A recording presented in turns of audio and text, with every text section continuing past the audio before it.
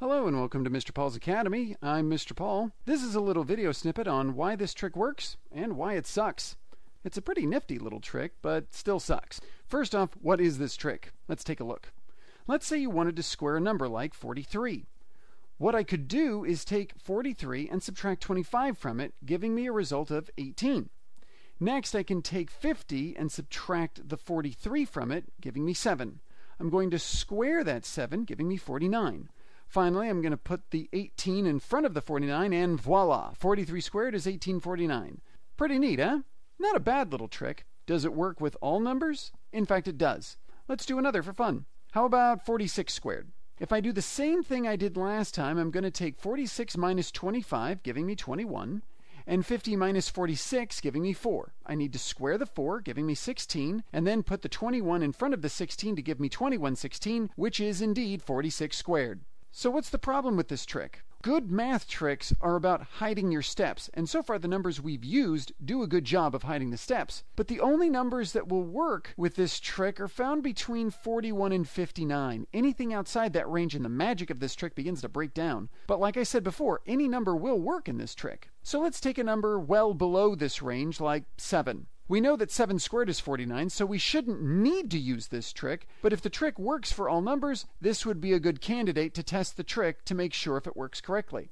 Let's begin. Doing the same thing I did before, we'll need to take 7 and subtract 25, which gives us negative 18. Now I know what you're saying. How the heck is this going to work? Don't worry.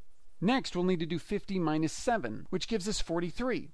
I now need to square the 43, and how the heck are we going to square 43? Well, if you remember, we already did that earlier and got 1849, so no big whoop, right? So now I just put the negative 18 in front of the 1849, right? And so 7 squared is negative 181,849. No.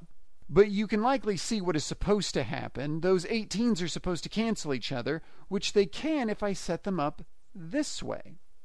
If I add them together, I do indeed get 49. The steps previously hidden to us was the fact that my red number is being multiplied by 100. The second hidden step is the fact that the two numbers are being added together, not just slammed together. Numbers between 41 and 59 can hide these steps, but numbers outside that range can't.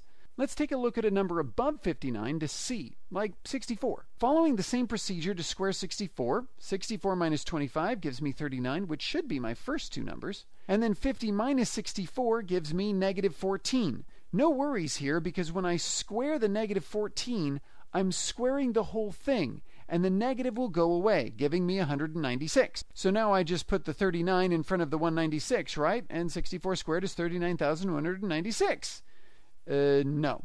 I have to add them together like I did before, like this, giving me 4096. So why does this trick work? In order to find out, I'm going to have to look at this in an algebraic equation. I hear you non-math people out there screaming, "No!" Don't worry, it's just Algebra 1. You can do this. If instead of a number, I'm going to choose n as a letter to symbolize any number you wanted to plug in, following the same procedure, I'll first need to take n and subtract 25 from it, and the result of that I need to multiply by 100, giving me 100n minus 2500. On the other side, I need to take 50 and subtract that n, and whatever result I get there, I need to square. If I FOIL it out, I get 2500 minus 100n plus n squared. Now remember that we are adding these numbers together, which means that the 2500s will cancel, and so will the 100n's, leaving me just the n squared. So you can see the system is set up so that no matter what you plug in, you will always get that number squared. Now you higher math-minded people might be asking, is it just 25 and 50 that will work, or will other numbers work? Well, let's take a look.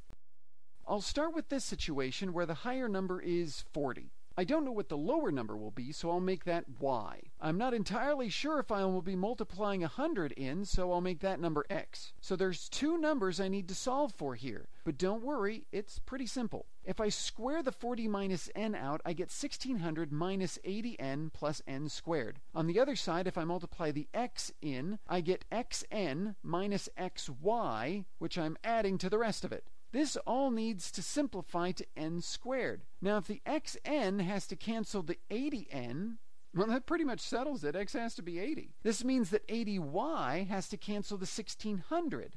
A little arithmetic tells me that 80 times 20 gives me 1600, so y must be 20. The 1600s cancel, the 80n's cancel, leaving me the n squared. As you can see, other numbers will work. In fact, the pattern of numbers you need to use will always successively double. In this case, 20, 40, 80, or in the first example of 25, 50, 100. The reason you'd want to stick with the 25, 50, 100 is because you can hide the step of multiplying by 100, whereas multiplying by 80 is a little suspicious. I said this trick sucks, and it does because not only does it have a small range of numbers in which you can use to hide your steps, there's a lot of arithmetic you need to keep track of. I mean, you could easily get lost. I'll show an example of my trick, which has a fairly larger range, with the first number we worked with, 43, and another number we used, 64, and then I'll also use 126, because why not, you know? Go big or go home. Okay, here we go. Starting with the 43, 4 squared is 16. 3 squared as a two-digit number is 09. 4 times 3 is 12. Doubled is 24. Add them like this, and you'll get 1849.